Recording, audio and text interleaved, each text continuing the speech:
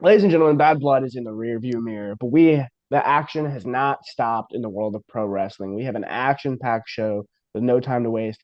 I'm Jason, alongside Willie Thrill. Will, how have you been? I'm doing great. And yeah, you're right. We have so much to cover. Bad Blood was this past weekend. We got WrestleDream coming up, a ton of shows to go through. So I'm just going to get a few plugs in out of the way if you don't mind, Yes, Jason. absolutely.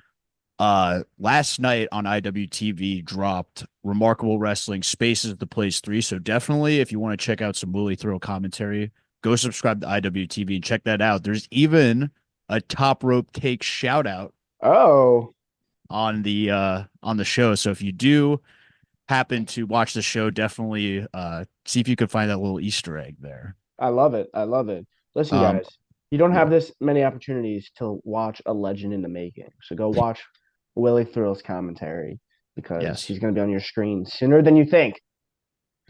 And Alrighty. speaking of which, another show that dropped last week, right after we recorded, was the Creed Pro Wrestling Big Bang. So if you want to hear Ooh, me do commentary with former AEW TBS champion Chris Statlander, go check that out as well. That's free on YouTube. Definitely check that out if you want to see some funny commentary. Chris was absolutely hilarious, and it was just an absolute blast to do commentary with her. Statlander made a return on Dynamite this week, which is something that we're going to get into right now because we got another pay-per-view. The train never stops with pro wrestling. We have another AEW pay-per-view this Saturday, WrestleDream. WrestleDream last year, I was looking at the card and I was like, man, why was this? Because I remember it being one of my favorite pay-per-views they've ever done. And I was looking at the card from last year and I was like, why? There was nothing special on that card, but it was a return of Edge at the end. And I think it was Daniel Bryan and Zack Sabre Jr. And I loved that match. Um, That was but like my top three matches of last year was mm, Danielson and Zack Sabre Jr. That match was just an absolute clinic. yeah, and I love Zack Sabre Jr. So, but we got Wrestle Dream 2 this coming weekend. Well, would you believe that there are like 12 matches for this card? For it is insane. Um, I mean, I believe it because it's an AEW pay per view. yeah, super unnecessary if you ask me. Um, but we're gonna go through them all. Real quick before we get into our official predictions, a couple highlights of Dynamite. I think the big story right now in AEW is the return of Daniel Garcia. Would you agree? Yeah, I think that's a big, or just like the signing of Daniel Yeah. Garcia. I think that's pretty big news. I think he is, one of the, best up and coming talents. He's obviously very young. WWE was also chomping at the bit to sign him. I think for me, the thing with Daniel Garcia is he's a great promo. He's a great wrestler. He's got a good, he's a good looking kid. He's got everything you want, but there's still something very creative, like generic about him. I don't know if it's just the name or something, but he's missing something in my eyes to take him to the next level. And I can't exactly put my finger on it, but he's still just like if you were to if I told you to describe Daniel Garcia in 3 words, could you do it? A skinny wrestler. Exactly. Like I don't know. So And that's I don't want to get too hard on it because mm, I do like Daniel Garcia. I think he has tons of potential. mm, But here's the thing about signing Daniel Garcia. To me, this is mm, how I took it when I saw him come out and he signed. It feels like AEW really wants to hold on to their guys and the guys that they've been able to elevate. Like, even if you think Daniel Garcia isn't at that top level yet, I don't think he's at that top level yet either. He is still like way ahead of where he was when he first came in and was like 2.0's lackey, basically. Like just some random guy who right. would just happen to like beat Brian Danielson on a Mm, random show or would wrestle CM Punk when he first came in. Like right. when he came in, they put him with main event talent. And I thought that was a great idea, but he didn't have anything to him. Then he gets the dance, and Mm, everyone loves the dance. Like I love the dance. That's kind of what got me into Daniel Garcia was that dance. yeah. It's phenomenal. But you got to be more than a dance at a certain point. And he is a great wrestler, but there's got to be something else that like next level that gets him to connect with the crowd. And Mm, as much as I like Daniel Garcia, I don't think he's there with his promo skills yet. I think he could be. I think he's got a great voice mm, and I think he's got a good attitude when he's on the mic. I just don't think it's all the way there yet. But when I saw them sign Daniel Garcia, I was like, okay, this is clearly because WWE made a play for him. We know that's the case. WWE Hmm. did want to sign Daniel Garcia. But clearly, AEW has certain talent that they value, and they're willing to pay above the market value for in order to keep them, rather than Daniel Garcia jumping ship and it being another guy from AEW that goes to WWE that, WWE finds a way to get him to the next level. Because I think WWE could, especially in NXT. Like if Daniel Garcia goes to NXT, I think he's a few months away from fighting Ethan Page for that NXT title and maybe even winning the dang thing. I So I completely, think yeah. I think that's the reason why. It's also the reason why they re-signed Swerve. Like a couple months ago, WWE inquired about Swerve's contract. Once they realized that AEW, paid him out the wazoo for him to stay, they were like, all right, well, you can have that contract. So I think AEW, there's certain guys that they value that they want to keep, and then there's other people like the Lucha Bros that they're fine with kind of letting ride. Yeah, I agree with everything you said. I don't know if this is a top rope take or not, but for the reasons you said, I actually think Daniel Garcia would have been better off in WWE than he is in AEW. I get AEW wanting to hold on to their like talent, because it's just not a good look for them to leave. But I just think Daniel Garcia in NXT would have been one of the top guys there, but he would have felt on par. Like he belongs there. Whereas if AEW pushes him to like the top of their main event card, like I just feel like he's not there yet. I just feel like NXT would have been the better place for him to go, in my opinion. It's a long-term play, I think, for AEW because obviously he's not there now, but who Hmm. knows where he could be at until he's still super young. It's Yeah. like getting a guy in NXT. You kind of want him to develop a little bit on your side so that when he does finally get to that level, you could say, well, here's a guy that started in AEW, Hmm. worked his way up through a few years, and now is our guy who's in the main event. He's not there now, but I think this is a big investment for AEW, similar to if WWE were to sign him, he wouldn't be main roster ready for Hmm. a few years. I think they'd have him go stay in NXT for a little bit. But even then, like even if Daniel Garcia does get to the main roster, what is he on the main roster? I don't Exactly. think he's WrestleMania main event. No. So I think he had a ceiling if he went to WWE. I think he still would have had a great run in WWE, but there would have been a cap. Where I feel like in AEW, if he does continue to grow, there is a spot for him in that main event picture, just not going to be anytime soon. I agree. Some other notable thing that happened on the show before we get to a prediction was the return of Jake the Snake Roberts, who we had a rare talent swap.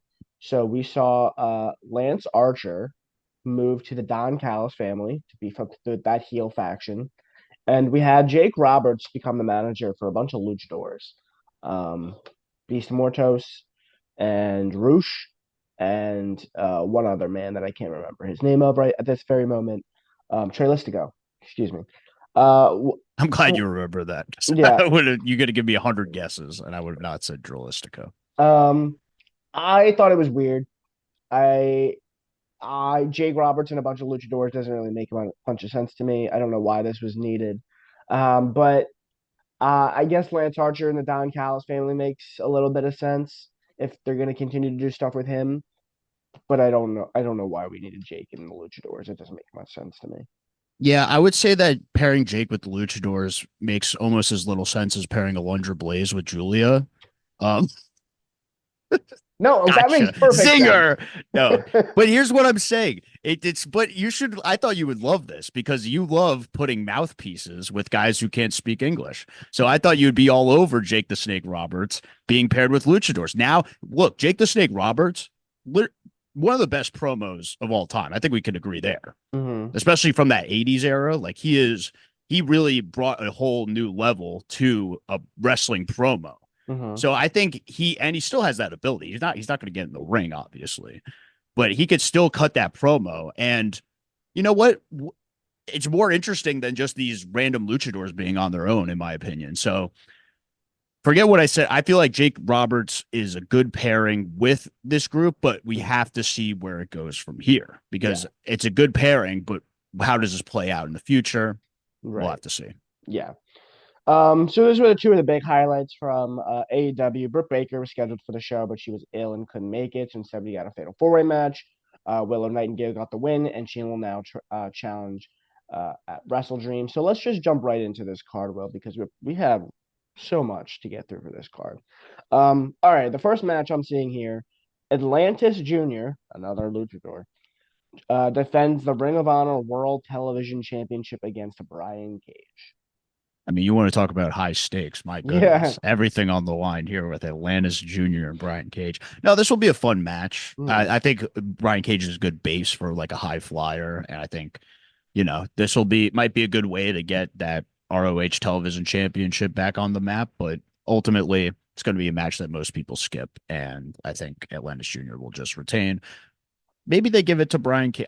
It honestly doesn't matter to me. Like you can do Yeah. whatever with this I know title. I know nothing about the story that's going on here. So my guess is that Atlantis Jr. is going to retain. I guess they put it on him for a reason. So, no.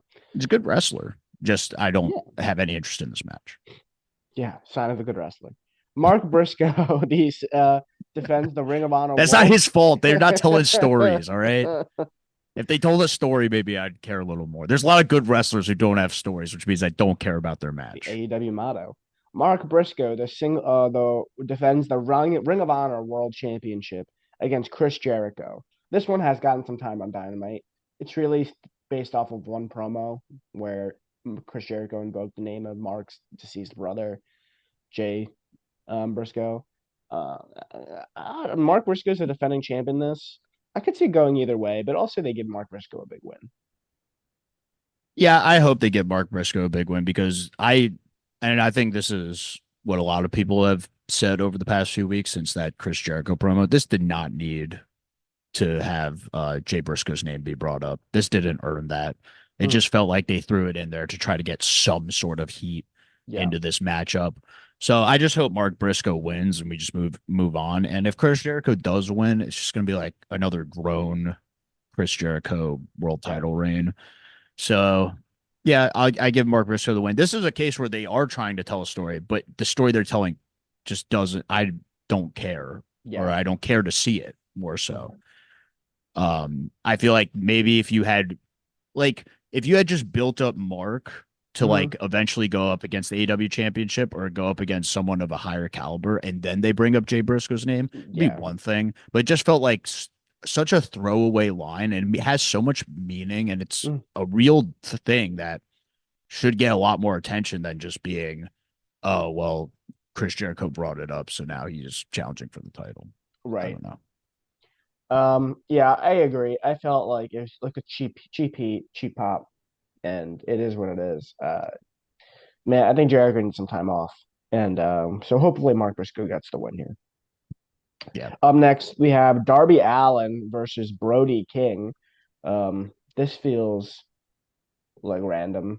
I know they had Brody King beat him up a couple weeks ago, and they had a promo this week on Dynamite. Oh man. I guess Brody King should win, right? Because I feel like Darby's probably isn't he climbing Mount Everest or something? Like he's probably gonna be written off TV. Brody King could probably benefit from a pay-per-view win to go and do more stuff. Uh Boy, the House of Black have really done nothing in their time in AW. It's crazy. Like where justice for Alice Malachi Black. Like where the heck is he on this? He's a 12 match card and he can't get in it. It's crazy. I'm sure he'll be Aleister Black sooner than later. So Yeah. that wasn't much of a flub. But yeah, I mean, I actually did enjoy the promo that they had and kind of get into the personal background stuff. I thought of all the attempts to try to add a story to a match, I thought they did a great job on Dynamite. Uh, Darby Allin, here's the thing, like I would say Brody King should win this match, and he very well might.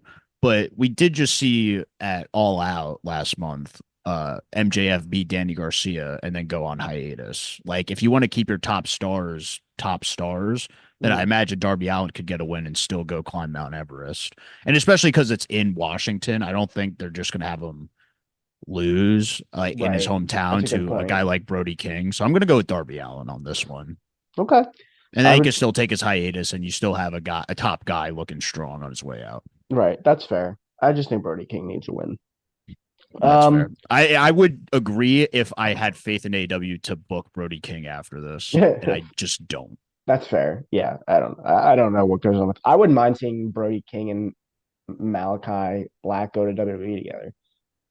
That'd be cool. Buddy They're friends Matthews with doesn't. CM Punk. Yeah, Buddy Matthews doesn't need to go, but those two can. Well, he's gonna go because think about Rhea's who's gonna. in WWE. Yeah, Yeah, exactly.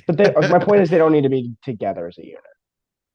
Right, exactly. Yeah, if they bring them all in, they don't need to come in as House of Black. I think Yes. that's fair. Yeah.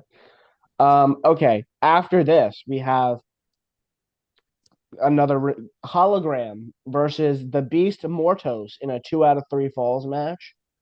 Um, Beast Mortos was in that group with Jake Roberts. Hologram got another big win on Dynamite. He's 13-0. What do you want? Yeah, I feel like the theme of this whole card is like just random matches. Like this feels Yes. like a super Dynamite show. Like they're like throwing in Clear. like there's been matches on Dynamite that feel bigger than Yeah, more than half of these matches. Like I we had agree. Danielson Okada, we had Mm, Danielson McGuinness, Darby Allin, John Moxley. Like all these matches. Oh, Ricochet, Will Ospreay, but at least yeah. they're doing like a kind of a sequel to that on this Yeah. card. But like those four already are bigger matches than half of this card. So I just feel like when you do big matches on your television show and then your card looks like this, it kind of it's difficult for me to separate the Yeah. No, I two and agree. This. give especially because they're still under the pay-per-view model. Like I'm not spending 40 to $50 to see a super dynamite card. Yeah. No, I could not agree more. I'll go hologram because he's undefeated, and I feel like Yeah. as a stat guy, I would hope that AEW at least cares about stats still. Yeah. Oh, here's a big question. 2 out of 3 falls though. Does hologram get does Beast Mortos even get a fall or is it a sweep? I think he can get a fall and make it interesting, Yeah. and but you still have hologram win, and then he's still undefeated in that I'm gonna sense. go. I'm gonna go with the contrary opinion. I'm gonna go Beast Mortos here for the 2 out of 3 fall victory. Do something to develop this Jake Roberts stuff. Or maybe he plays a factor in it. Gives Hologram his first official loss in AW, and maybe there's a story they can build off there. That's me being idealistic. How likely am I to be right on that one? Probably not, but that's what I would like to see. I think that makes more sense than just a throwaway another win for Hologram. Yeah, I think that's not a bad choice either. I think you could have Mm-hmm. Beast Mortis win if you want to add some steam to this Jake Mm-hmm. Roberts faction, but Yeah. yeah, we'll see. Up next, we have a title match. Jack Perry defending the AEW TNT Championship against the wrestler, Mr. Siri Katsuyori Shibata. Um, again, why are these guys fighting? Your guess is as good as mine. I don't know. But hell, it'll be a fine match. Jack Perry's gonna win, right? Yeah, Jack Perry wins. Justice for Shibata, I guess. I do like his theme song, and I do like Mm, the Siri gimmick, but yeah, I think he's kind of treading water until like I guess Joe comes back or Hook yeah. gets finished off with this feud that Hmm. could be going down with Christian Cage. So we'll see. Oh, also, you mentioned Hook, and I don't know if he's on this card or not. It doesn't He's look not. like he's not, which is crazy. Um, they had something on Dynamite that irritated me so much. I don't know if you caught this and it bothered you as well, but they literally so they're talking about this angle where Taz got attacked, right?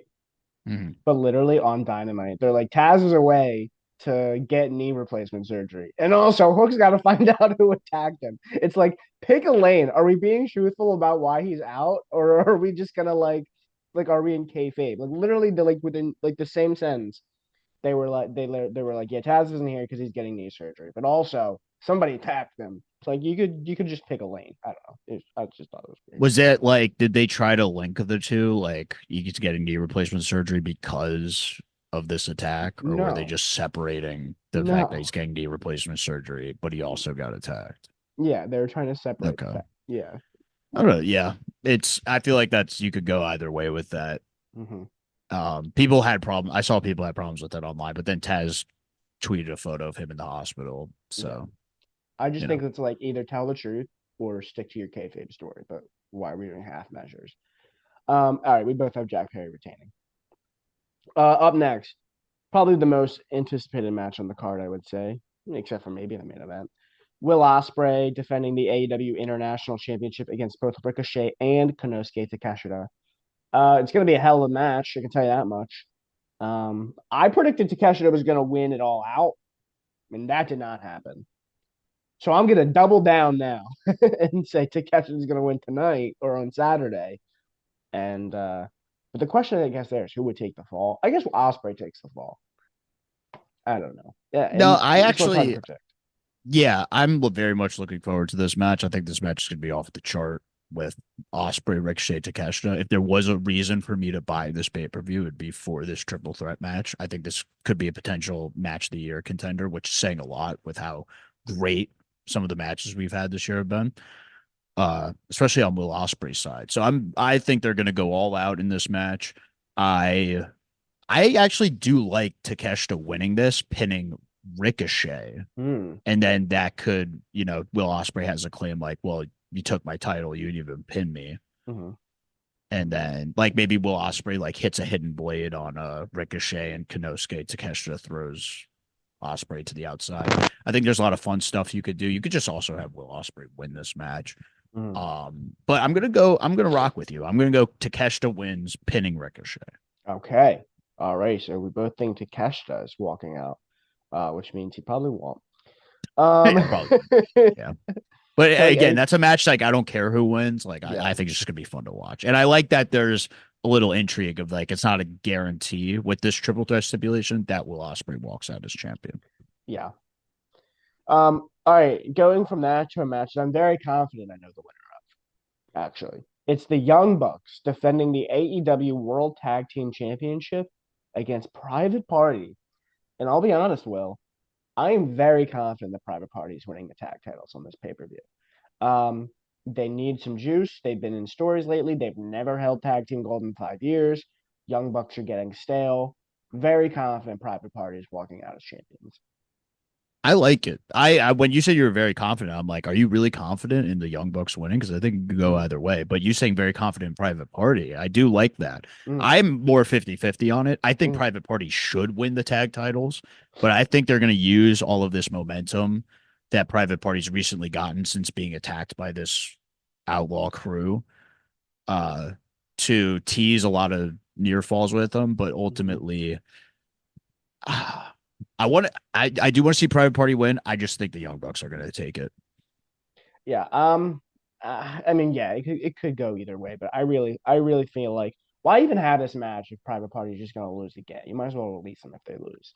I Uh, think if Private Party does win, it's not going to be a long title reign though. They're either no, going to lose it to like John Moxley's new crew, or they're going to lose it to the new Hurt Syndicate yeah, faction. I can see that too. But I do think that they're gonna get a big moment here. Oh, and they'll win the tag titles. That's the one I'm most confident on. Okay. After this, we have Mariah May defending the AEW Women's World Championship against Willow Nightingale. Was this supposed to be Britt Baker? Uh, Because it was supposed to be I Britt and Willow on Dynamite for the number one contender. I don't know though. I guess it could have been. Hmm. Uh, I actually like Willow in this position better. I think Yeah. even if Britt was there, I would have still had Willow win and go after the title. I think Mariah May's gonna win, but I think Willow looked strong in Hmm. picking up the victory. And I liked in the interview when Mariah May got pounced by Willow Nightingale and cut a great promo uh about how she's gonna take the she beat three former champions. She's gonna beat Mariah May. I would love to see Willow win, but I think it's just gonna be Mariah continuing her lackluster reign as champion. I'm glad you said it because we were all thinking it. Yeah, Mariah May is probably going to retain, but at what cost? Like, she does nothing for me. Her stuff with Tony Storm was okay, but she had that big turn on Tony Storm, and we said it here on the podcast, Will, that that next promo was going to be important, and nothing that she has done since then has done anything for anybody. Really, really floundering in my opinion. So she needs something else. She's better as a valet, and maybe that's harsh, but she's going to win it on the pay per view at least. So I guess that's a good. I don't know. She needs something else. All right, Hangman Adam Page versus Switchblade Jay White. Um, what I don't know. I don't even know the story here. Why are they fighting? Well, Hangman's trying to go after everyone who's stood in his way since going after Swerve, and recently that was Juice Robinson. Mm-hmm. And so he wrestled Juice Robinson, and of course that led to the return of Jay White. So I guess that's why we're getting this match here, because anyone who gets in the way of Adam Page, it's like a domino effect at this point. Like Right. if you just happen to be in a within like a smell's distance of Hangman, he's going to go after you. Okay. So I think Hangman's got to keep the momentum going after his win at All Out. So I'm going to Yeah. go him over Jay White. It's just really bizarre for me to see Jay White go down this path in AEW. Like when he caught, I remember all the hype of him coming in. I was there at the Dynamite when he debuted, and Mm. people were going crazy for him. And I remember all this talk. It was around WrestleMania 39 time when WWE was potentially going to go after Jay White, and people were really excited about that. Ends up going to AEW, has a decent run in the tag division, and had a great match with FTR last year. But then I feel like that MJF match, I think it was at Full Gear last year, really derailed him because it made him look like an absolute like loser, like just going at like trying to beat a one-legged MJF, couldn't get it done. It wasn't like that great of a match. And then since then, he's kind of like whatever. He had the Bang Bang Scissor Gang Yeah. thing going on, and that took way too long to finish up. So yeah, I feel like Jay White, he's lost a lot of momentum, and as much as I'd like to see him get it back, it's not going to be in this match against Hangman Adam Page. Yeah, I have no idea. It's again, it's like one of those things where neither of these guys really should be losing. So like the fact that they're together is crazy to me. Um, I guess Hangman will probably win because I think they just see him as the bigger star. Is it a top rope take to say Jay White should be going to WWE as soon as he can?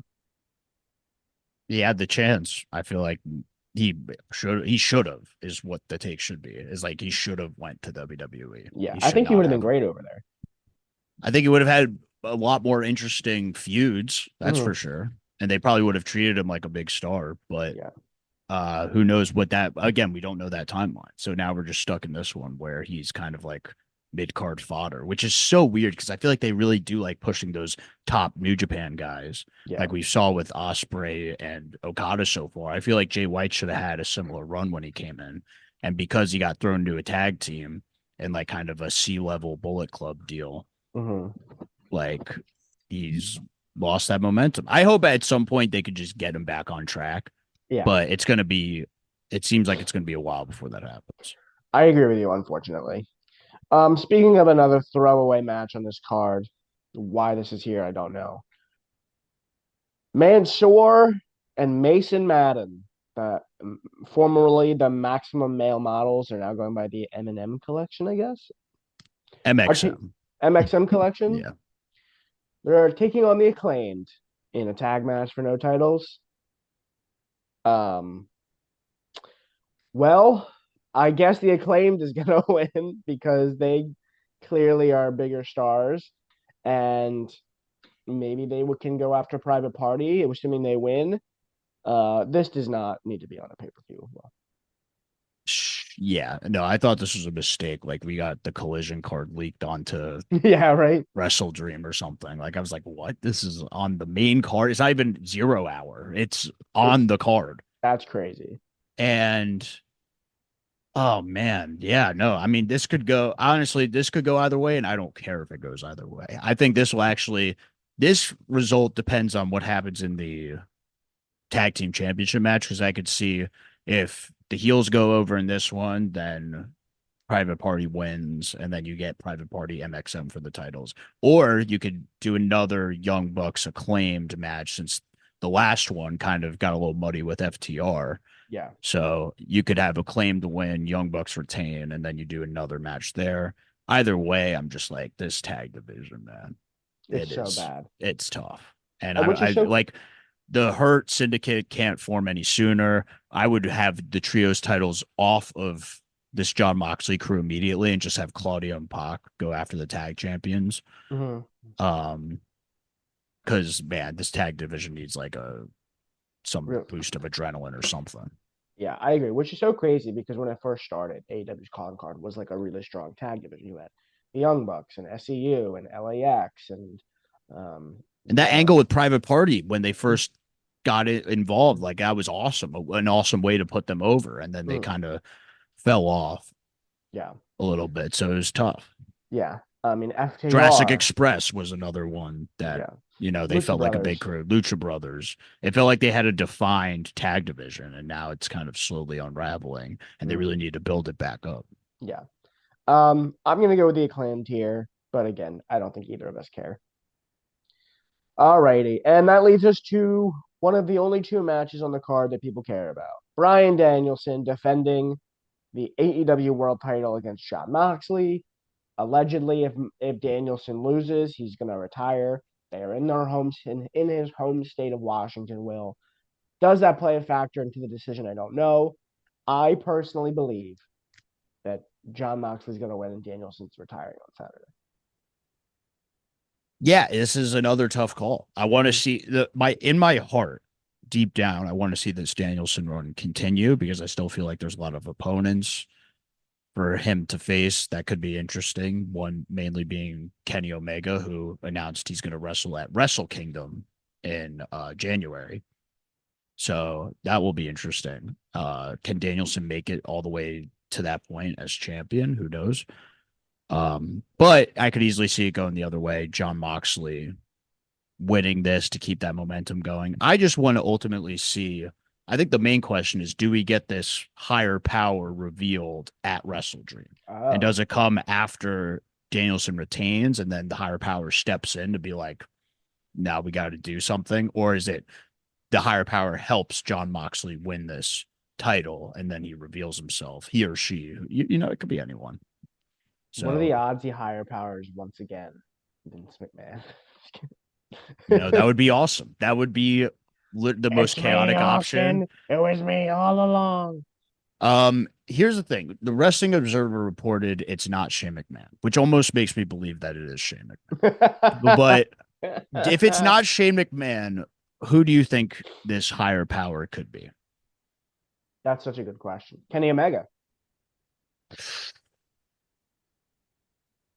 I don't hate it. You I think know? it needs to be someone of that level. I think it needs to be someone who, and I'm actually really glad you brought that up because I was like I've heard a couple theories. I heard Sammy Callahan, and I was like, that is going to be a No. sleeper of Yeah. a freaking reveal if it's Hmm. Sammy Callahan. But it just is one of those things like the Adam Cole reveal where it's like, well, logically, there's some sort of sense to be made out of it with how Yeah. far Sammy Callahan and Jon Moxley go back. Hmm. But I don't want to see that either. The most chaotic option that I want to see that wouldn't it'd be good for one like moment, but then would kind of suck in like 3 weeks. Brie Bella. Tony Khan. If it's Tony Khan and he's like, this like evil figure now that's like running AEW, it's the reason why the Young Bucks have gone roughshod and have been able to do whatever they want. And then that's the case. Honestly, I would laugh my ass off and it'd be like, this is hilarious. But then in a few weeks, I'd be like, this is the worst It would be thing the kiss of death of ever. the company. It would be the finger poke of doom. It would be so horrible. Uh, It would be, but it would be. I would laugh my ass off if that were the case. I don't hate Kenny Omega though. mhm. I think it would be interesting if they did something like that. Ultimately, I think the bottom line that we could both agree on, it needs to be someone of the same caliber as Jon Moxley. It Yes. cannot be someone lower on the card because you've built this up as like Jon Moxley's taking orders from someone. Hmm. I really do. That's the thing. I was so disappointed, and I don't know why I was. I was so disappointed when they said it wasn't going to be Shane McMahon. Because like Yeah. I really do think that's a chaotic option that can result in entertaining television Hmm. going forward. Yeah. I, Even I, if it is a little more short term than long term. But apparently AW doesn't do long term booking anymore. So why not have it be Shane McMahon? Screw it. I Why not don't have it be think Shad Khan? Fuck, who Shad cares? Khan. That's crazy. It's Trevor Lawrence actually. He's Oh my gosh, yes. Urban Meyer's back. Um, yeah, dude, I have no idea. It should be. I mean, clearly they got a plan. If it's not Shane McMahon, I don't. It has to be Kenny Omega. Like, I don't even know, man. Like, Uh no, God, what are we doing here? I don't know. I have no faith in their booking, unfortunately. So it's just one of those things you're gonna have to wait and see. I think Um, you're gonna lose a lot of good faith in some of those AEW faithfuls who are expecting this to be like a high level guy. yeah, And the thing is, you can't lose that audience. Like you, as AEW, they've already created this faithful audience. You do not want to lose any good faith that's left over in having a terrible reveal for this, because now you've built this up to where it needs to be something big. So, I mean, maybe some fans will be okay if it's some lower level guy like Sammy Callahan, but I mhm. just have a feeling that most fans are going to be disappointed if it's not someone that makes our head explode.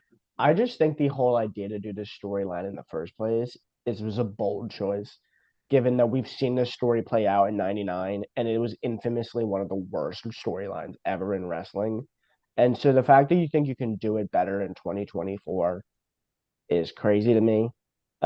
Because no matter who it is, like you're gonna have people be like, "What the hell?" Like you Well, know what? comparing it, just real quick, comparing to the storyline 99, the thing about that reason why it was a failure is because they didn't have the guy chosen at the beginning of the storyline. So Mhm. if AEW never had a guy to be the higher power from the beginning, this storyline is going to fail just like that storyline in 99. Because ultimately in 99, they had multiple people who were supposed to be it. In fact, we saw two of them on Dynamite. One of the speculated people back then was Don Callis, Mhm. Cyrus, or Jake Roberts was supposed to be the higher power as well. And also, I think at one point, Christopher Daniels was Hmm. rumored to be there, but all the way back then, which is crazy to me. I Yeah. don't know if that was actually the case.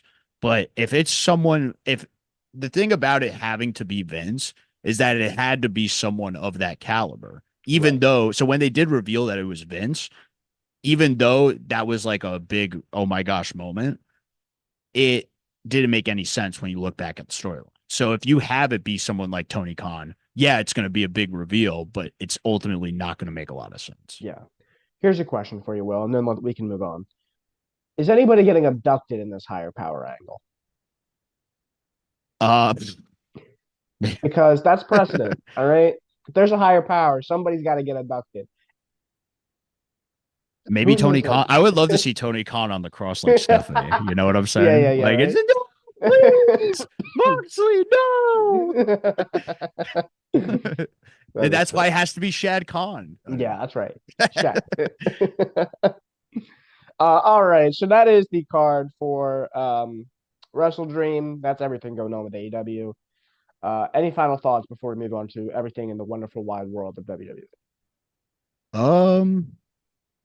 I am, you look, half of these matches probably shouldn't be on pay-per-view. And the Mm-hmm. fact that you made a big signing last week with AJ coming to AEW, I'm disappointed that he's not on this card. So Yes. we'll just have to look forward to whatever he does. I saw him in Madison Square Garden with Big Justice and the Rizzler hooping it up. So they're a little busy. They're a little occupied. But I am still looking forward to it. And we will be keeping track of this Yes. week by week because I know not only is it my favorite storyline in AEW, it's Jason's as well. It's He just true. doesn't want to show it. It's He's true. a big fan of this. Yes, I So love YouTubers and wrestling we're rings. still on we're still on AJ Watch 2024. Mm-hmm. Mm-hmm. Okay, so AEW Dynamite was not the only show on TV last night. In fact, we also had the second episode of the NXT on the CW. A lot of good stuff on this match, on this card. The main event was Randy Orton and Javon Evans in a fairly predictable but good match where Randy Orton went over. Any thoughts on this match, Will?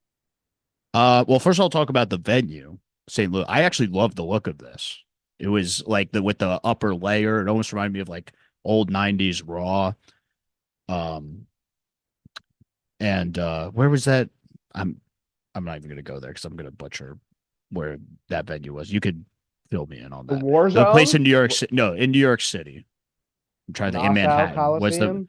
Is it the Manhattan Center? It might be the Manhattan Yes, Center. that is Okay. where. Yes, That kind of reminded me of the Manhattan Center a little bit. But I did like how intimate the confines were. I like the entrance ramp there. It kind of felt like I would prefer if NXT ran out of like a building like this every week. because I liked this better than the Performance Center. I liked it better than them being in a big arena.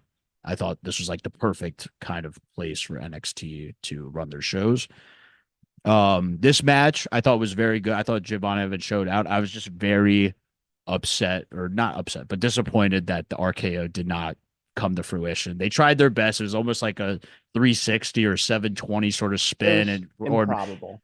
it was going to be really tough for Randy Orton to land that. But it was also improbable that Randy Orton was going to land that curb stop RKO, and he did it. So Hmm. you know, I doubt there's always a chance, and they went for it.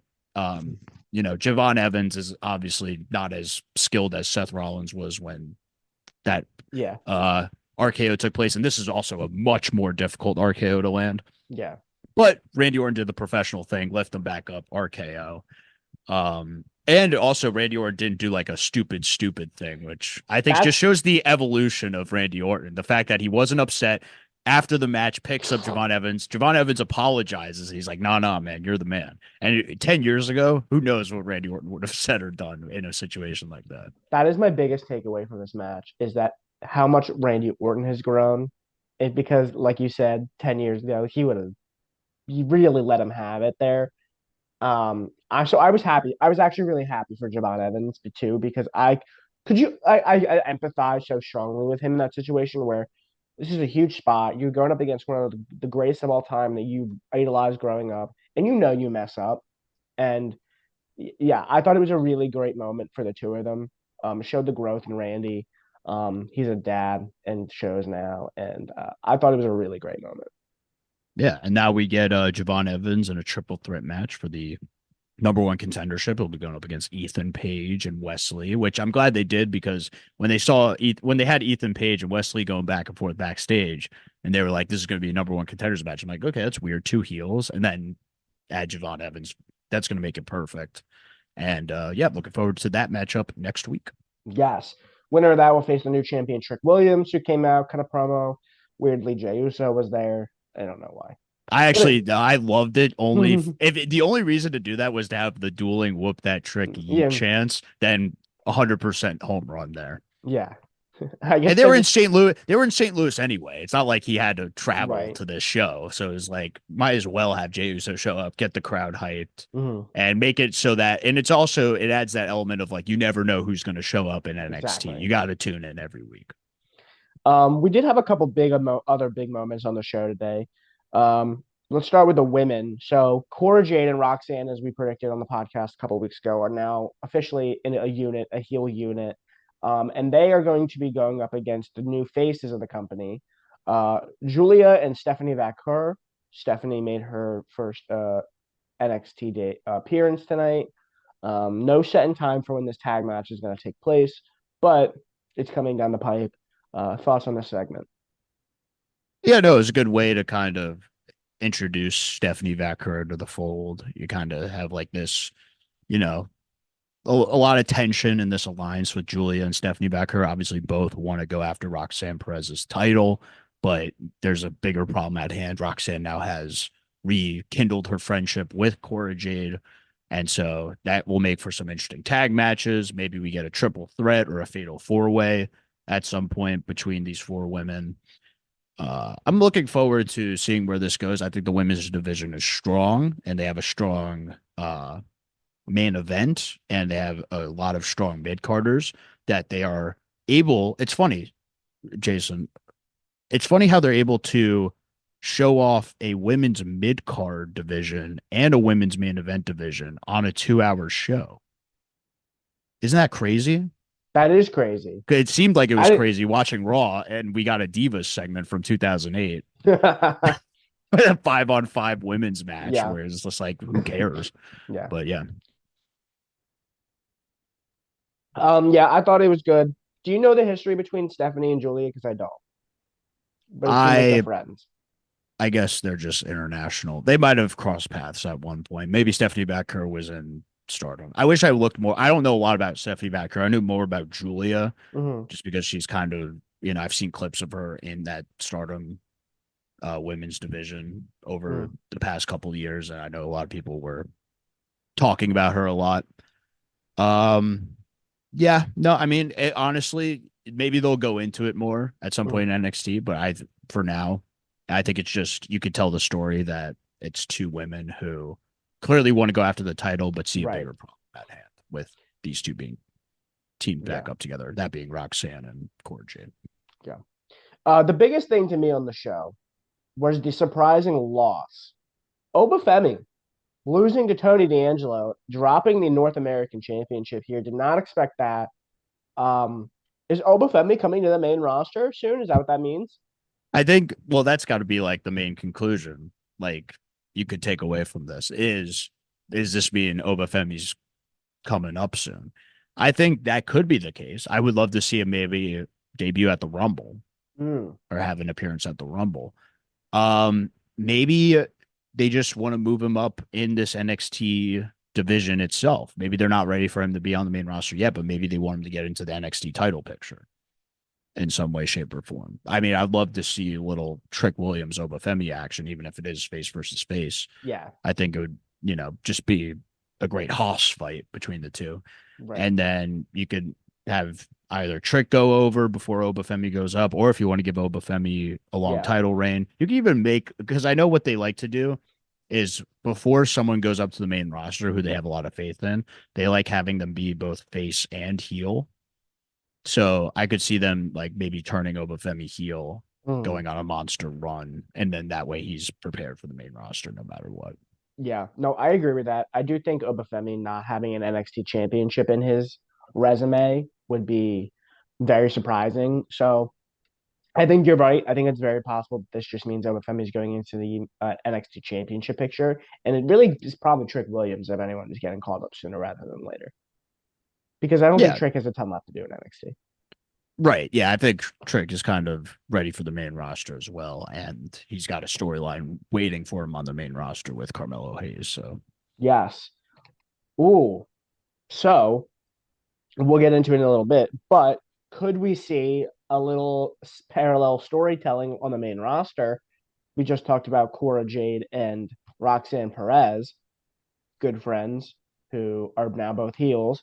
Do we have Trick Williams if he does turn heel on Obafemi? Maybe does he then go to the main roster and affiliate with Carmelo Hayes once again? that could be something. They would have to figure out. They'd have to do a similar promo like they did tonight, where they Mm, have to explain why Trick has gone to Carmelo's side or why, because it doesn't feel like Trick has any motivation to turn heel. They're still chanting "whoop that Trick." They're not like turning on yeah, Trick at all. Maybe if he does go into a feud with Obafemi and the fans like Obafemi more, yeah, then you do the heel turn. But ultimately, I don't think they have to do that. I think it's one of those things where more like Sami Zayn and Kevin Owens, mm, where when they have that moment in like the 2016 Rumble where Carmelo Hayes is kind of tearing it up. Then Trick Williams comes in and the Rumble, and then they kind of just immediately go after each other. It's like they're destined to do this forever. right. Now that you say it though, and I think about it, I don't think Lee will be heel actually because I think his theme song is actually too popular, and I don't think they're willing to give that up. I think they want Right. that on the main roster. Exactly. They love that song. And yeah, they're not going to change this theme song. It's too good. Yeah, and if he's a heel, he can't have that. So, all right. So that is NXT. We still have a lot more to go. One Yes. more thing about Mm, NXT because it's not really about NXT, but it ties into what we've mm, been talking about recently.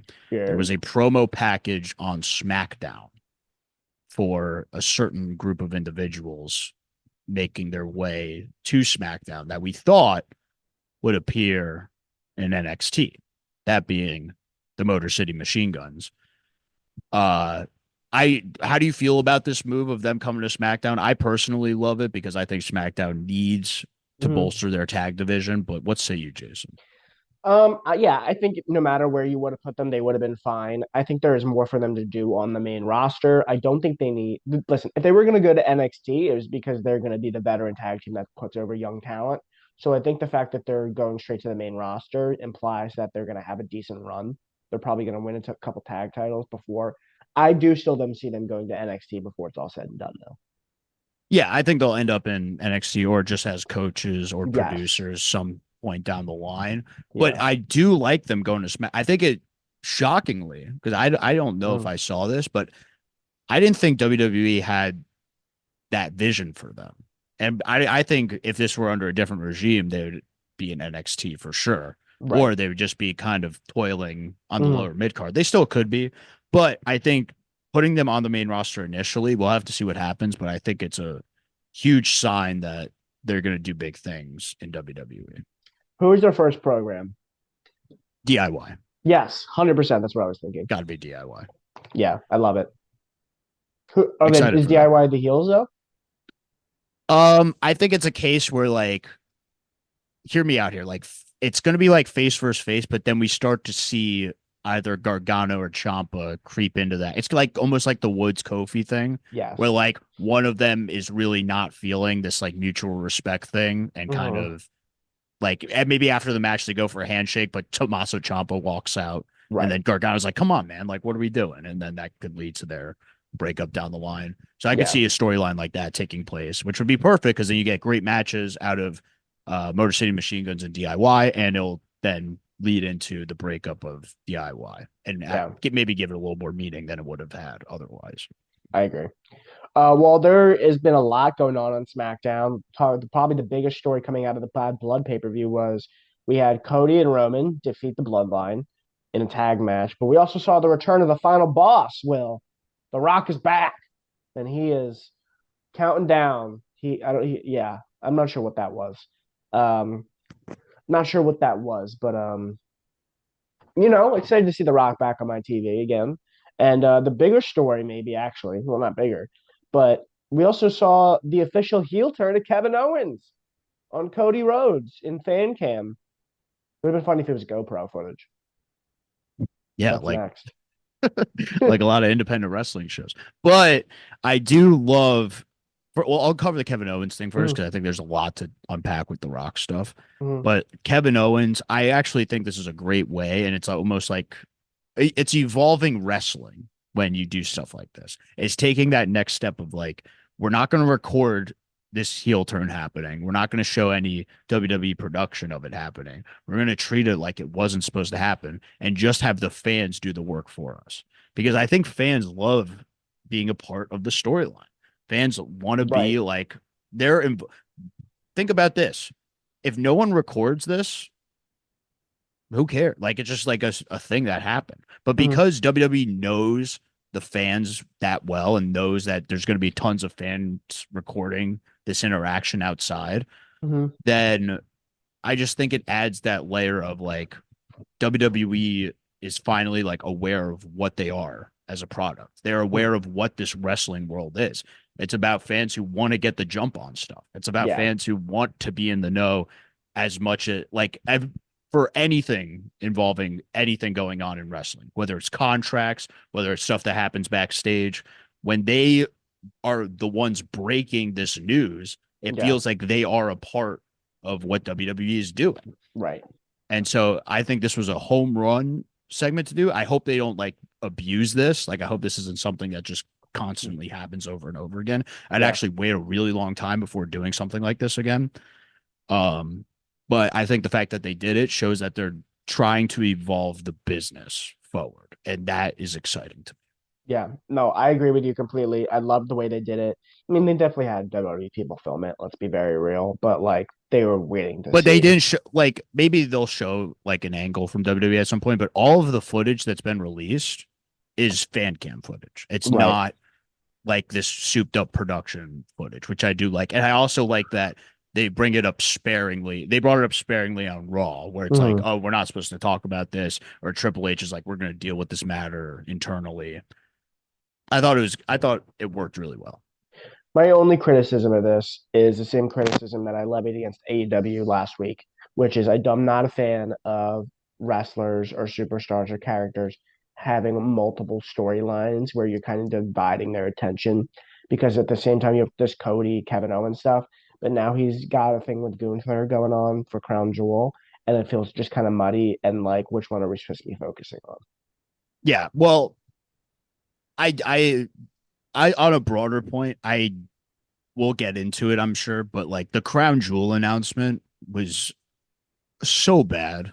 I really do not like this whole champion versus champion thing. It almost feels like it's returning Saudi Arabia to like the house show status Yes. of like we're never going to see this belt outside of Never. this crown jewel show. It's not really going to maybe the only thing that I could see coming out of this is that just elevates that world heavyweight championship if Gunther gets a clean win over Cody. But Mm, even then, I don't necessarily like that because I think you still want to have Cody be strong and be like that no. undisputed champion. So I don't know what happens here. Either I think what's going to happen, and we'll get into it later.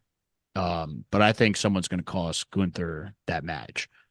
I do you want to just cover the Rock stuff and then I could get into Yeah, Gunther? sure, sure, sure. Let's Okay. cover the Rock stuff. Rock returns. Mm, First off, Jimmy Uso. yes. Let's talk about that return because I think that was almost like a red herring for like, okay, well, our big moment is the Jimmy Uso return. We're probably not going to get The Rock then. And then the fact that The Rock came out after was huge. But Jimmy Uso reuniting with Roman Reigns, there's footage of him being like, you executed the Did you plan or call the something like play? that. Yeah. You call the play, stuff like that.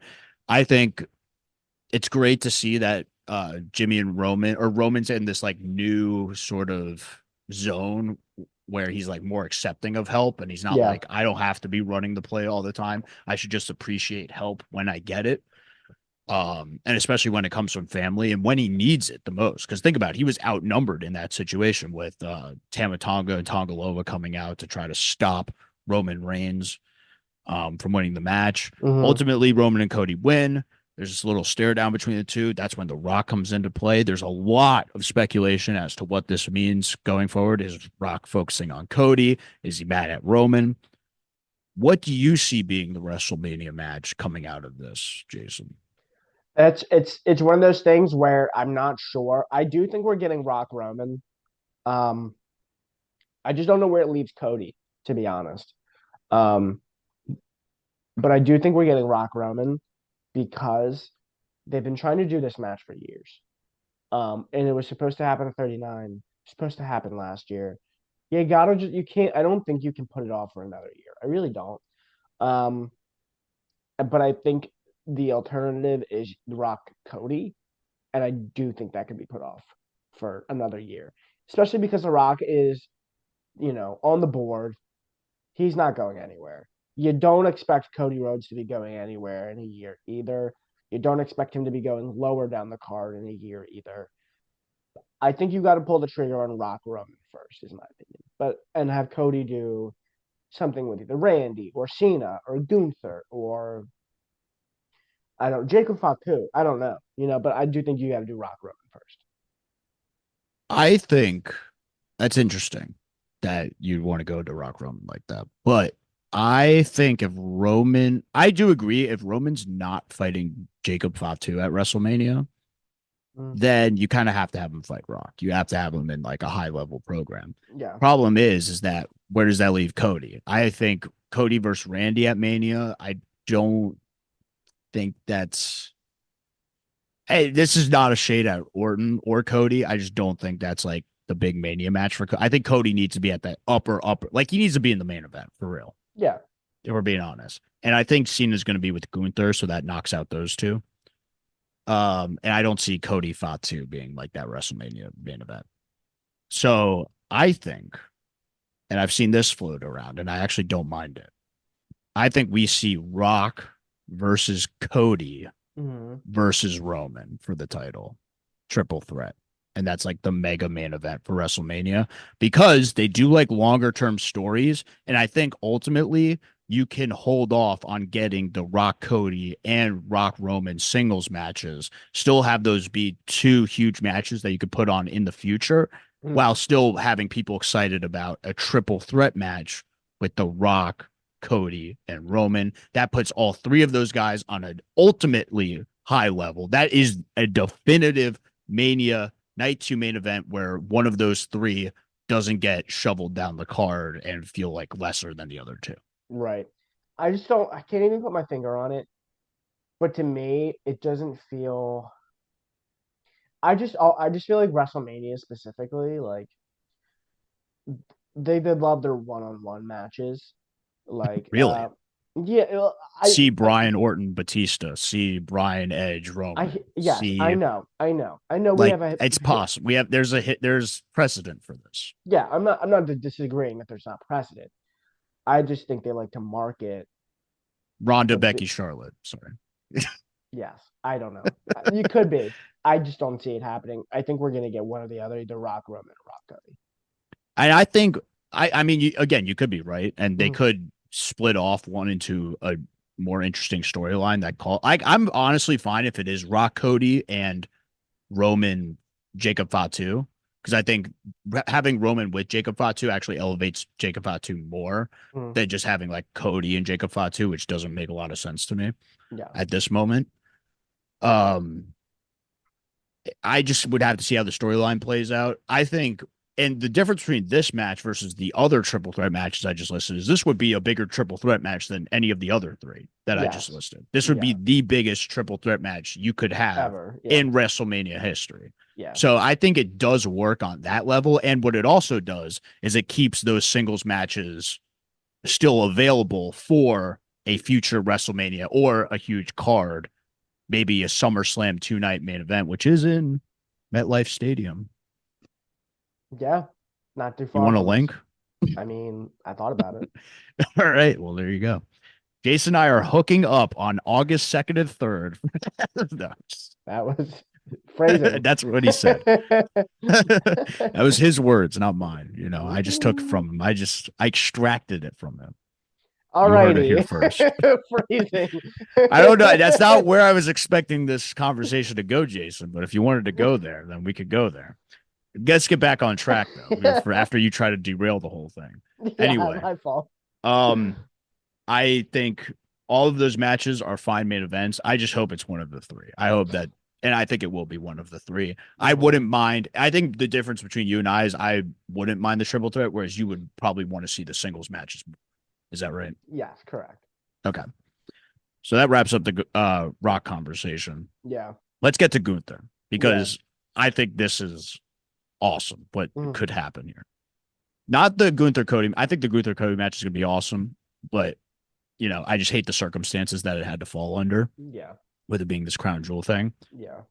Let's talk about Bad Blood Let's because talk about it. after this was announced that they would do this crown jewel match, Gunther came out and his idol, his favorite wrestler, was sitting in the front row, that being Bill Goldberg, and said some great stuff about how he hopes Gage, or he told Gage he hopes Bill's a better father than he is a wrestler. Mhm. Goldberg jumps the rail. He says, "All right, I got 3 minutes for you. Come on, let's get the ring." Mhm. Great stuff.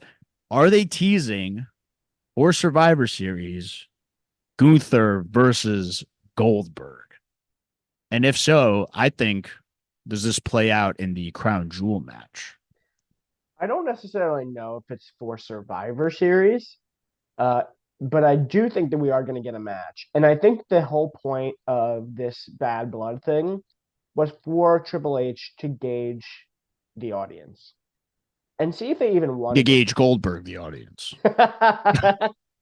There it is. There it is. No, but seriously, I think they were in Atlanta. Goldberg was probably going to be there anyway as part of this Legends deal or whatever. He was name dropped on TV. I think they said just do a segment, see how it goes, and I think it went really well. And I can't tell you how many more Goldberg matches that are left that anyone wants to has any interest in. This might be the only one. So I mean, I'm here for it. As long as Goldberg doesn't win. Yeah, no, that is the big prerequisite to all that. Goldberg cannot win this match. I want to Yeah, make that clear. Goldberg should not win against Gunther. Let's yeah, make that 100% clear. yeah, That being said, I think it is like a perfect little storyline that they've cooked up over the past few months. yeah. If like the fact that they planted the seed all the way back when Brett showed up on Raw, and Hmm. if this was the plan the whole time, then I think this is A+ stuff. And I do think it is a good Survivor Series match because it's almost like 8 years since that big Goldberg shock win over Brock Lesnar. I think Yeah, that could be like a big thing they play into yeah. during the storyline. So I They can draw am it out for as long as they want, though. I don't think they need to rush it for Survivor Series, but maybe. I just don't. Maybe they could go Royal Rumble with it. But I just think that's the direction they want to go in as quickly as possible, and then move Gunther on to something a little Yeah, bigger at the Royal Rumble, as far as something that could be built week to week. Where I feel like since this is hot right now, you kind of want to capitalize on it being right. hot. I agree So with that. my ultimate prediction for the next two shows is Goldberg shows up in Saudi Arabia because Mm, Saudi Arabia loves Goldberg, and he costs Gunther the match against yes. Cody. And then that leads to Gunther and Goldberg at Mm. Survivor Series, where please, God Almighty, Gunther beats Goldberg. Yeah, I love it, and I agree. I think that's the right direction. Um, yeah, this whole crown jewel championship thing is going to go the same way as the greatest Royal Rumble belt. It's going to be an artifact in the warehouse that in like 10 years or something there'll be like an A&E documentary and be like, where are they now? Like we'll never see it on TV after this. Um, okay, so we have all that stuff. Real quick before we kind of transition to Monday Night Raw, but there are a couple things I wanted to bring up here. AJ Styles, poor man, made his debut, re-debut on SmackDown and was immediately injured. So that seems legitimate. Some people think it's storyline. I personally don't. We don't have a timeline if it is real for when he returns, but just heartbreaking stuff for AJ Styles. Yeah, I wanted to see him kind of get back into the fold and be in that SmackDown picture. Mm, Uh, yeah, it's just a shame and unfortunate, and I wish him mm, best recovery, or I just wish that this is, or I hope it's a work yeah. because I hate to see AJ Styles be injured, but I think he's actually hurt from what reports I've read. Yeah. And if that is the case, then get well soon, AJ. Get well soon, AJ. And then the last thing from SmackDown that I wanted to bring up is Chelsea Green continues to be the most entertaining women on television, on wrestling television anyway. Smelsy Green, as she is now going by after losing the dumpster match. Um, she lost in Michin, big win for Michin. I want Chelsea Green to do more because she's so entertaining. Yeah, no, I think these are a lot of things that they're doing on SmackDown. It just continues to display the talent that Chelsea Green has. You Mm, could put her in any sort of scenario and she'll make the absolute most of it. mm, And she continued this storyline on Bad Blood, which was great when mm. they had like that little clubhouse thing. And then they're like, oh my gosh, what's that smell? Maybe this could be her gimmick where she just stinks up the place. And you know what? It just shows that you could give her whatever and she'll make it work. And Yeah, I think that just shows off how great Chelsea Green is. And sooner or later, people are going to, realize that and she'll be given a bigger spotlight yeah. on, on I, television. I don't think she'll ever break through the Santina Morella ceiling though, where she'll get TV time, but I think she's as a comedy character. I don't actually ever see her winning the world title.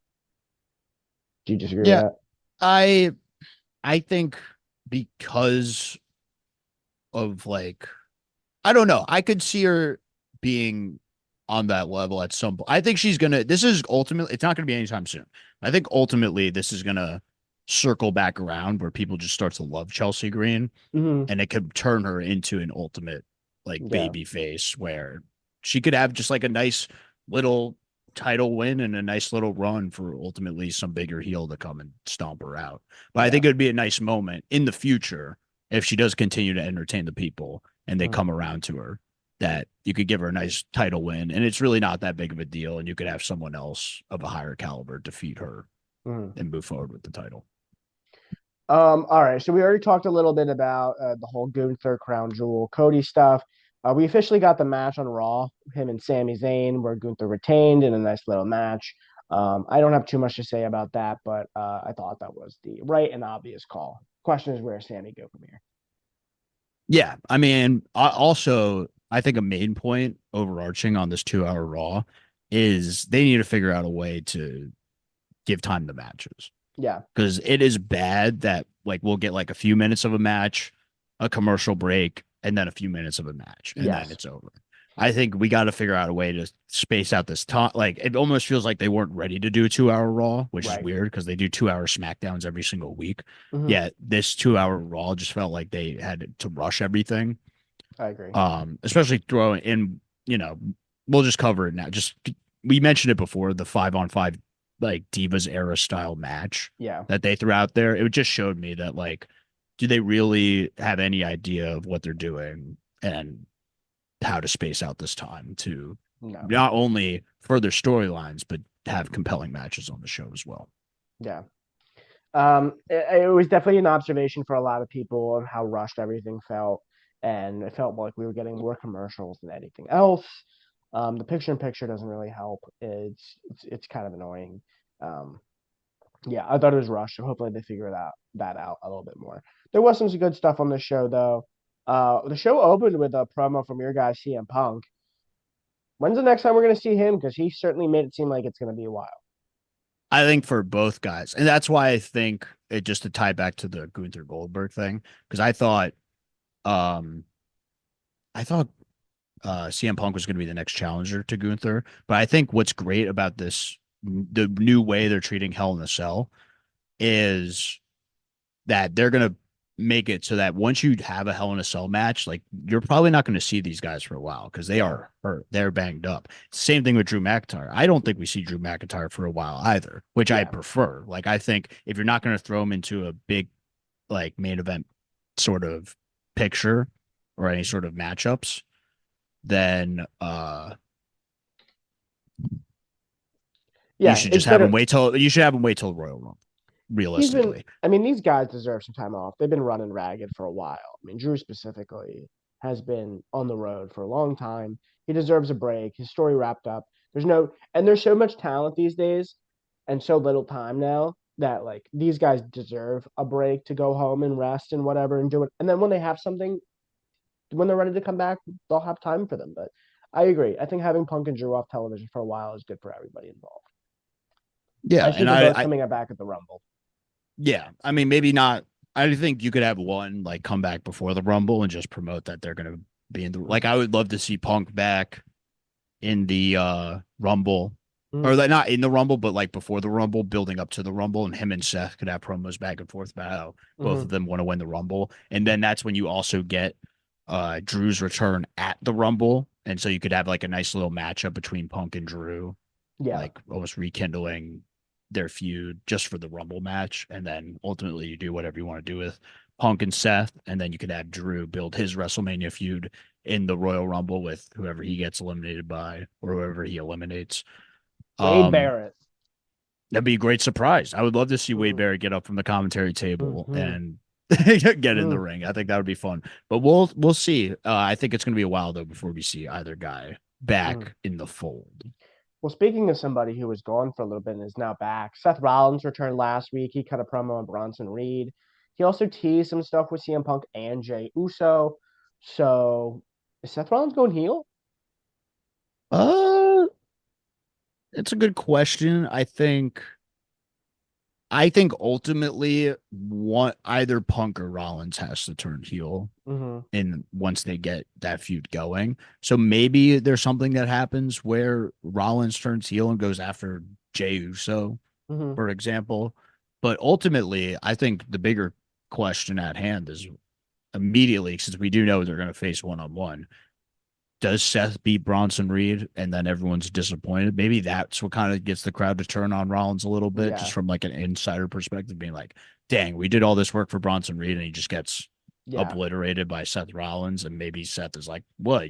I thought you Yeah. guys loved me or something. Yeah. That's I definitely can't fun. stand that's another thing. I just cannot stand this over the top Seth Rollins stuff. I liked him when he was serious, like when he was in the ring with Punk and he's just like, I'm serious, Seth Rollins, and I just don't like you, CM Punk. I Yeah. think that's when he's at his best. When he True. does the witch laugh and he's, The over the whole top. visionary gimmick is played out. I'm over it already. Yeah. Also, when are they going to drop freaking from his name? Can we stop with that? That was a Vince era thing. That's so annoying. Right. And now Tessator is like friggin'. He does like a Mm, G. It's yeah. Seth friggin' Rollins. Yeah. So I just maybe you'll went, have to change the t-shirts. yeah, I want somebody to just drop the full on F bomb one time.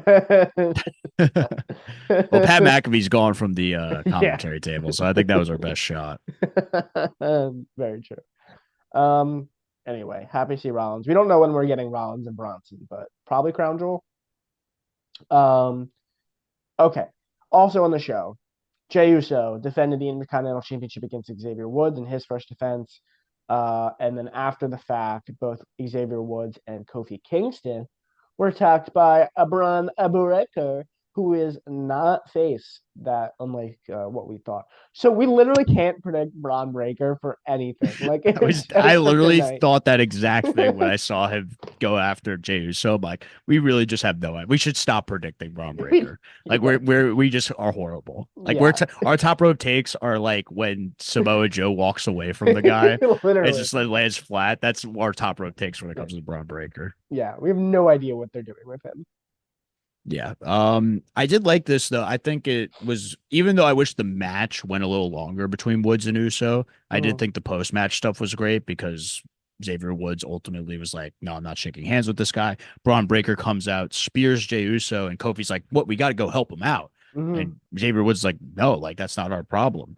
And so Kofi Kingston by himself goes in to try to attack Braun Breaker. Braun Breaker spears Kofi Kingston. Then Braun Breaker, while Xavier Woods is tending to Kofi on the outside, comes around and spears Xavier Woods all the way like from like the middle of the entrance ramp to like the barricade, which was Yeah. pretty insane. It looked like gnarly. And yeah, I mean, I just as great as Braun Breaker looked in this segment, I don't know if I like him just immediately going back in the Intercontinental Championship picture. I I was don't. hoping that he would kind of take a step up. And so like because then you put him in another like lose-lose situation where it's like you don't want Jey Uso to immediately lose the title, but Right. you also don't want Braun Breaker to lose again. Yeah. So I don't think there's like a great scenario coming out of this. So No. we'll just have to see what happens. Yeah, we'll have to see. We obviously can't predict it, but I agree. It's a weird spot. Clearly. Some other things on this show. Pete Dunne and Sheamus had a Donnybrook match that was pretty good. But we need to talk about this. How Yeah, I much was of a about to lose say how yeah, much this of is a your guy, loser did they Pete make Dunne. Pete Dunne look like when he got beat by Ooh. Sheamus with Sheamus's hands tied behind his back? What the heck is that all about, dude? Oh my god, that annoyed me so much. Yeah, I mean it puts over 15-year veteran Sheamus Yeah. because he clearly needed, the nice up and coming baby face that they need Hmm. to push. Sheamus. I did think it was like just from like in a vacuum, I thought it was a great finish. Like Yes. it made Sheamus look awesome. But like in a larger picture, you're right. Like this is just completely I'm gonna use the B word. It buries Pete Dunne a little bit. The fact that he's not able to beat Sheamus with his Yeah. hands tied behind his back. Oh man, like I just feel for Pete Dunne. I never had a lot of faith in his main roster run to begin with, but Yeah. this just made me feel like it's going to be take a long, long time before he comes back from something like this. I think he can because I have faith in Triple H. Triple H has his guys, and that's certainly one of Pete Dunne. Pete Dunne is certainly one of Triple H's guys. But yeah, I mean, this whole stuff was just horrible. I mean, the I mean, match was look, good. Triple H has all these guys, but there's like only so many spots that Yeah, like even if you are a Triple H guy at this point, it's almost not enough. Like you got to have yeah. a little more, and Triple H is going to base it on merit, and I don't think Pete Dunne was getting as over as he would have liked to. Hmm. So this is just evidence that it's kind of back to the drawing board for Pete Dunne. Yeah. Well, maybe he'll get a new name. Maybe Um, justice for Petey. Are you going to start that? Because you can't see me, Petey. Because you can't beat me, Petey. I still love that song. Did you check it out yet? The Trick Williams song. Oh no, man. All right. I've heard enough. Just I know need a that. I need a review from you next week. It's All right. been weeks already. You gotta Well, go check it's that looking song like out. Pete Dunne's probably going to go back to NXT anyway. So There maybe you go. reignite his feud with Trick Williams will give me a reason. All right. Last thing on this busy show I want to talk about is we had at Bad Blood. We didn't get him on Raw this week. Damian Priest beat Finn Balor. Liv Morgan defeated Rhea Ripley with the help of Raquel Rodriguez. We didn't get a ton of either of them on Monday Night Raw. Um, but what are your thoughts on all this whole dissolution of the Judgment Day and where everybody goes moving forward? Well, I thought just talking about the Bad Blood match, I thought the match was it was Lame. weird, Yeah. just kind of bizarre with the whole shark cage opening, whatever. Yeah. The funniest part to me though was during the match when they cut to the ref cam And Rhea Ripley's like, I got to go handle my business or whatever. And the referee was like, no, you deserve it, man. Like, go Yeah. do it. And then they're like, well, that's going to be replayed. like the commentary table just went absolutely nuts about how, Yeah. like, oh, this ref isn't biased at all. Like, what the Yeah. hell is going on? I just thought that was so funny. Like, I was dying laughing at that Yeah. whole thing. Yeah. And then I did like the visual of like Rhea Ripley Pinata Dom. pinata with Dom with the kendo stick. I thought that was fun stuff. And but yeah, no, I mean, bringing Raquel into the fold, it's funny because we kept talking about how like this new group needs a heavy, this new group needs a Yeah. heavy, but we failed to look at the women's division for this Hmm. heavy. And I think Raquel is actually not a bad pick, but their presence not being on Raw was weird. I'm, Hmm. spoiler alert for anyone who's, you know, planning on tuning into Raw next week, but they did tape Raw on the same night. And I do know that those two have a segment. Yeah. I'm not going to go into super detail, Save but it I for know next those week. two are on the show. So at least they're going to be covered in some way. Yeah. But I did think if you wanted to capitalize on it, especially because of the lack of women's storylines pushed on the show, I think you should have had them on the Raw right after Bad Blood. Yeah. No, I agree. I thought it was. I mean, because like did this like weird thing where they like showed up and then immediately left. It was just so weird. Um, I agree. The Raquel was a logical decision for her to align herself with Morgan in the Judgment Day. The finish was so clunky though, like such a botched finish. I'm Yeah, not even what was sure. supposed to was it supposed to be Liv pinning Rhea or was it supposed to be a DQ? I that was my next question. I was like, what was supposed to be the finish? What I think was supposed to happen was Rhea was supposed to attack Dom with the kendo stick pinata style, right? Like that seems pretty clear that that was supposed to happen. I think that in itself would not have been the DQ. I think after Rhea attacks Dom with the kendo stick, the referee was supposed to go over and help Dominic get like untangled or whatever. And Rhea was supposed to go back into the ring or something. And I thought Raquel was supposed to hit the Tejada bomb on Rhea and just cover Liv for the win. That is what I think was supposed to happen. But I don't know how that got mixed up because Raquel came out and attacked Rhea on the ramp. And I think she was supposed to do it in the ring. I mean, we'll never know. That is just what my pro wrestling watching brain tells me is that the whole cover thing that she did, which didn't make sense, I think was supposed to be the finish. I think it was supposed to be a pinfall finish, not DQ. Yeah, I mean, either way, the finish was what it was. It felt very indie wrestling to me when like there's miscommunication between the Yeah, guy ringing the bell and the referee. You always got to look for the ref to ring the bell. yeah, Don't ring the bell on your own. But even if that was the case where the ref signaled for it because the ref clearly saw Raquel yes, Rodriguez in the ring, just you know, I think it would have been a bigger impact if Liv Morgan pinned Rhea after the yeah, Tiana bomb and not ended with this crappy finish. yeah, But we'll see where this storyline goes. Ultimately, I do think this ends with Rhea Ripley winning the World Heavyweight Championship, but at least coming out of this, she'll have a worthy challenger in Raquel Rodriguez, which I do yeah, like because looking at this Raw roster, especially in the women's division, there were no credible challengers for Rhea if she were to have won the championship yeah. at Bad Blood, I agree with that. We're also getting Liv Morgan versus Nia Jax at Crown Jewel for that aforementioned championship, which is like which, what? Like, yeah, so you're doing heel versus heel? Like, if there's yeah, something like I don't like that at all. I don't know what they're gonna do if they're gonna make one of them drop the title beforehand. yeah. Because I thought honestly when they announced it, I was like, okay, so I forget did they announce it before or after the Liv Rhea match? I think it was The before. It was Crown Jewel. before because I think I remember Okay, it was when it was before, I think it was before because I remember thinking like, okay, so Rhea's winning that. So I guess I'm yes, wrong there. same. And then when Liv won, I was like, okay, whatever. So maybe do they do a championship match on Raw before Crown Jewel, or is it really going to be Liv and Nia, and it's just going to be the weirdest match Yeah. we've ever seen? I don't know. I don't. I think it's gonna be Liv and Nia, but I think we're gonna It get a cash in. it's reminiscent of oh, okay, that's interesting. I don't mind that.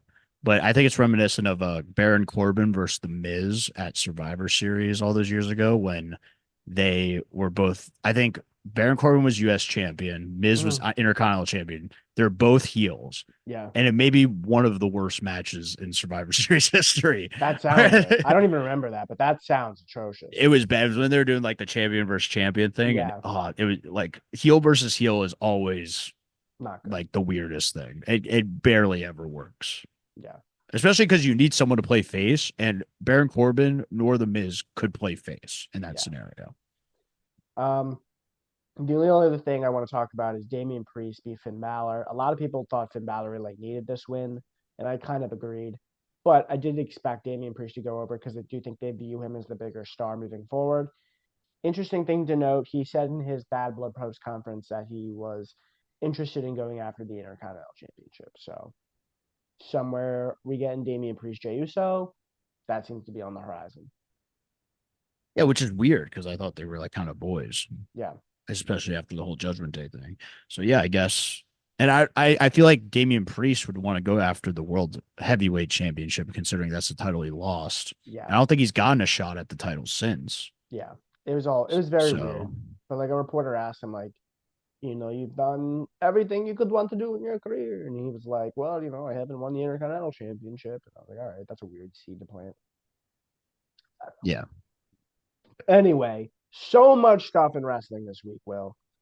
Uh, so much stuff going on. It doesn't seem like it's slowing down anytime soon. Any final thoughts? Anything we didn't talk about? Um, I got all my plugs in early at the You did. beginning, so I feel like I'm kind of blanking on anything right now. We had a great show, covered Yeah. WrestleDream, went over Bad Blood, did it all, and I'm looking forward to see. We did get this was interesting. I'll end on this. You did get the PFR thing Hmm. on Raw again. I don't know if you noticed that. I didn't catch it the week I before. don't know Maybe who it that was is on though. Raw. Well, I always thought it was Penta and Ray Phoenix, but if they're going to tack on time to Ray Phoenix, is PFR just going to be Penta on his own? I have And no they bring in idea. Ray Phoenix later, or is PFR someone else? We're gonna have to see. I have no idea. We got some Wyatt Six stuff. We got the Miz and R-Truth next week. Um. Oh yeah, I called that last week. Hmm. Miz being the target. So ultimately, what that means is I don't care, and that Right. is the finish on that. Is that Wyatt Six are going to go after Final Testament, and it is so sad to see how far the White Six have fallen since their debut. They were like the most talked about thing after every show, and now they're lower mid carders. Yeah. Which we kind of knew. Like, I don't know. Maybe we is a strong word. I kind of felt like that was always their destiny. I it. I didn't think they'd be this soon though, or I thought they would at least do something, even if they were lower on the card, that it would be more interesting, or they would Yeah. have more substance to it. Yeah. There's a reason Bray was who he was. He was great at it. And I'm not trying to take away anything from what the Wyatt Six has done, but they're not Bray Wyatt. And it just doesn't have the same it doesn't have the same feel. And not for nothing, it's not entirely their fault anyway. That character as a whole in 2024 is just so hard to book. Yeah, no, it is tough. I do though. I'll give a shout out though. WWE 2K is Mm-hmm. dropping DLC of like Bray Wyatt if he was going to return as the Fiend, Mm-hmm. and it looks awesome. Like I don't know if you've seen any of the footage. Definitely I check it have. out if you haven't. But it almost makes it just feels like there's part of me that's just so sad that we didn't get to see Mm-hmm. this new iteration of the Fiend because it looks insanely scary and even more horrifying than the original Yeah. Fiend. Yeah. R.I.P. Bray Wyatt. All right, that is going to do it for another episode of Top Rope Takes. We will have another great episode next week where we will talk about the fallout from WrestleDream. We're going to talk about the road to Crown Jewel and everything that goes with that. Uh, and yeah, should be another good one. Will, any final thoughts? Just check us out on our socials. Stay tuned. There's plenty more stuff coming out soon with my commentary and Jason as well. Hopefully, getting Ooh, more content here for Top Rope Takes. But for now, yeah. check out the socials and we'll catch you guys next week. All right. Thank you guys so much for listening, and we will see you guys next week. Peace.